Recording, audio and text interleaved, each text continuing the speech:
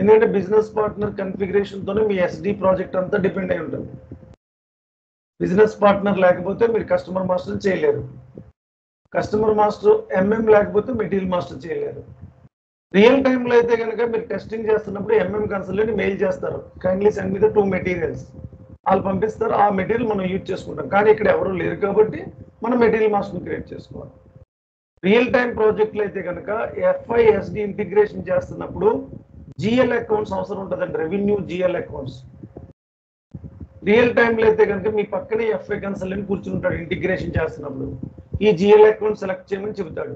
కానీ ఇక్కడ ఎవరు లేరు కాబట్టి మనం ఎఫ్ఐ సెట్టింగ్స్ చేసుకుంటాం. ఒక కస్టమర్ మాస్టర్ చేయాలంటే ఒక రికన్సిలేషన్ అకౌంట్ కావాలి, అది రియల్ టైంలో అయితే కనుక ఎఫ్ఐ కన్సల్టెంట్ ఇస్తారు. మరి ఇక్కడ ఎవరు లేరు కాబట్టి మనమే చేసుకోవాలి. సో అంత డిపెండెన్సీ ఉంటుందండి. అదే కాకుండా ఎక్కడ ఎస్డి ప్రాసెస్ జరుగుతున్నప్పుడైనా కొద్ది ఎఫ్ఐ ఫ్లేవర్ అనేది ఉంటుందండి. కారణం ప్రతి దానికి రెవెన్యూ, ఇదంతా రెవెన్యూ జనరేషన్. అమ్ముతారండి వస్తువుని, మార్కెటింగ్ చేస్తారు, ఆ రెవెన్యూ చేస్తున్నప్పుడు ఆ జిఎల్ అకౌంట్స్ అనేది అవసరం అండి, జనరల్ లెడ్జర్ అకౌంట్స్.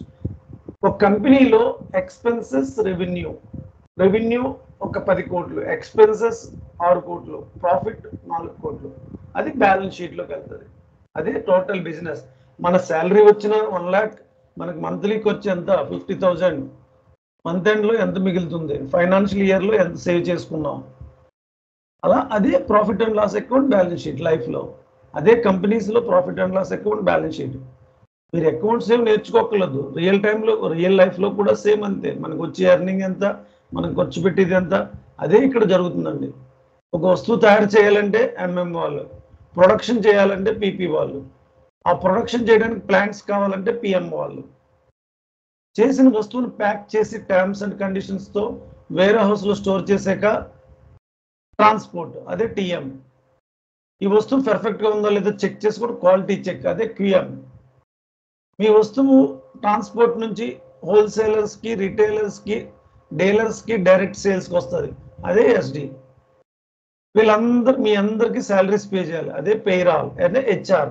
దాన్ని ఎస్ఏపిలో లేటెస్ట్గా అయితే హెచ్సిఎం అంటారు, human capital management.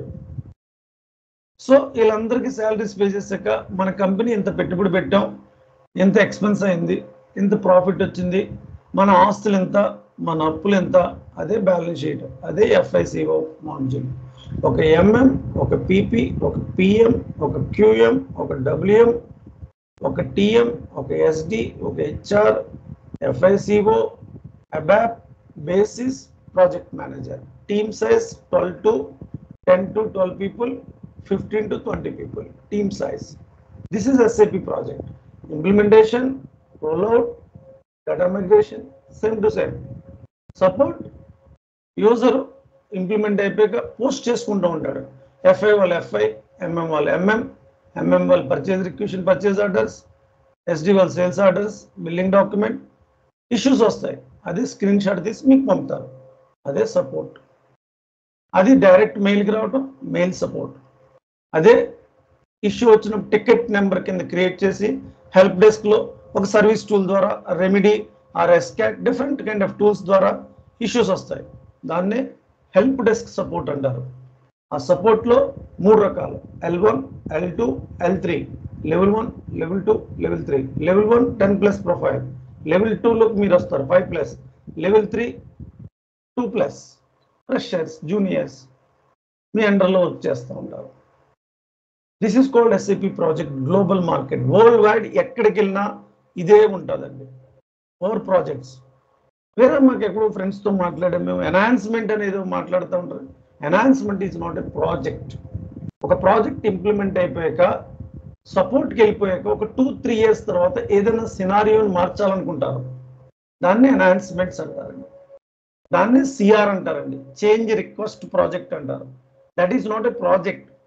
Morning support చేసుకుంటూ ఉంటారు, మీరు సపోర్ట్కి వెళ్ళిపోయాక ఏదైనా చేంజెస్ చేయాలంటే ఈవినింగ్ టైంలో 1 hour దాని గురించి డిస్కస్ చేస్తారు, దాన్నే సిఆర్ అంటారు, చేంజ్ రిక్వెస్ట్ అంటారు.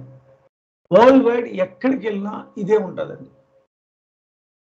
ఏమి చేంజ్ ఉందండి, యాజ్ ఇట్ ఈజ్ నేను చెప్పినట్టే అక్కడ ఉంటుంది. మీరు ఇదే 4 సార్లు ఈ మోడల్స్ని చేసుకుంటే 100% మీకు లేని ఎక్స్పీరియన్స్ 5 years మెన్షన్ చేసుకుని మీరు వెళ్తున్నారు SAPలోకి, 4 years కానీ 5 years కానీ 3 years కానీ కంపల్సరీ గ్యాప్ మాత్రం ఉంటే 5 years పెట్టేయండి. నా ట్రైనింగ్ 5 years పెట్టుకుని వెళ్ళొచ్చండి. ఎందుకంటే షార్ట్ లిస్ట్ అవ్వండి రెజ్యూమ్స్. గ్యాప్ లేదు, మనకి క్వాలిఫికేషన్ MBA కా నుంచి ఒక 3 years గ్యాప్ ఉంది, మరి ఆప్షన్ లేదు, 3 years పెట్టుకుంటారు. మీకు ఎప్పుడో డిగ్రీ MBA 8 years బ్యాక్ అయింది, 5 years SAP పెట్టేయండి, భయపడక్కర్లేదు. 4 years అయినా 3 years అయినా 5 years అయినా ఒకటే, సేమ్ టు సేమ్. కానీ 5 years పెడితే షార్ట్ లిస్ట్ అవుతుంది. మన రెజ్యూమ్లో ఒక ఇంప్లిమెంటేషన్, ఒక roll out, 2 support projects. Definitely 5 years profile, 4 yearsలో 2 or 3 years S/4HANA projects ఉండాలి, లేదా రెజ్యూమ్ షార్ట్ లిస్ట్ కాదు. మీరు నేర్చుకుంటుంది S/4HANA సర్వర్లో, అదే మీరు సేమ్ నేను చెప్తున్న పాయింట్స్ అన్ని ECCలో చేసుకోవచ్చు, ఎక్సెప్ట్ బిజినెస్ పార్ట్నర్. అక్కడక్కడ చేంజెస్ వచ్చినాయి అంటే మీరు S/4HANA సర్వర్లో నేర్చుకుని ప్రాక్టీస్ చేయడం వల్ల ECC కూడా ప్రాక్టీస్ చేసేస్తున్నట్టే. అందుకే ఎక్సెల్ షీట్ కూడా మెయింటైన్ చేస్తున్నానండి. అది స్ట్రక్చర్ ఆఫ్ ద ట్రైనింగ్. మీరు అబ్జర్వ్ చేయండి, మొత్తం అంతా కూడా అనలైజ్ చేసుకోండి. ఏ ప్రాజెక్ట్లో వచ్చినా మీరు జాబ్ చేయాలి, 100% జాబ్ చేసుకుని ఉండాలండి. ఇంకా నాకు ఇంప్లిమెంటేషన్లోనూ వస్తేనే చేస్తాను, రోల్అవుట్లో నాకు తెలియదంటే కాదు. ప్రతి ప్రాజెక్ట్ మీద అవగాహన ఉండాలి. SAPలో జాబ్కి వెళ్తున్నప్పుడు 100% క్లియర్. ఆ క్లియర్ కట్ ఎప్పుడు వస్తుందంటే 3 to 4 times ప్రాక్టీస్ చేసుకుని వెళ్ళాలి.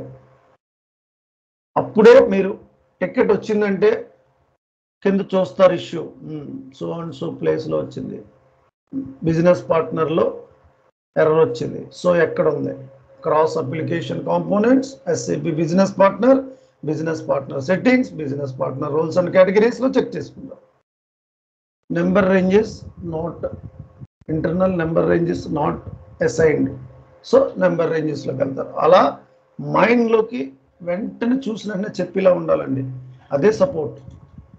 ఆ సపోర్ట్ కమాండ్ అనేది మైండ్లో ఎప్పుడు అనలైజింగ్ చేసి క్యాపబిలిటీ వస్తుందో 100% 3 to 4 times ప్రాక్టీస్ చేయాలి. ఫస్ట్ టైం మీరు SAP నేర్చుకుంటున్న వాళ్ళు, ఈవెన్ ECC ఐడియా ఉన్న వాళ్ళు కూడా ఒకసారి జాబ్కి వెళ్ళిపోయాక మీరు ప్రాక్టీస్ అవసరం లేదు. జాబ్లో ఎన్నో వస్తూ ఉంటాయి, సర్వర్లో చూస్తూ ఉంటారు, సర్వర్ యాక్సెస్ కూడా తీసుకోవాల్సిన అవసరం లేదు జాబ్లోకి వచ్చాక, ఎందుకంటే యాక్సెస్ ఉంటుంది అక్కడ. జాబ్ వచ్చినంత వరకు ప్రాక్టీస్ చేసుకుంటారు. Monday to Friday, weekends free. Weekends ఇప్పుడంటే హార్డ్ వర్క్ చేసుకుంటారు, ఎందుకంటే జాబ్లోకి వెళ్ళాలి కాబట్టి. లేకపోతే అలాగే మనం 30,000 జీతంలో ఉండిపోతాం. టెక్నాలజీ ఎంతో డెవలప్ అయింది. డిగ్రీ చదివిన పర్సన్ IBMలో ప్రాజెక్ట్ మేనేజర్, ఒక MTech చదివిన పర్సన్ 20,000కి లెక్చరర్గా చేస్తూ ఉంటాడు. What is the difference between both? టెక్నాలజీని దగ్గరలో తీసుకోవడం అండి. మనం సెట్ చేసుకోవాలి లైఫ్ని.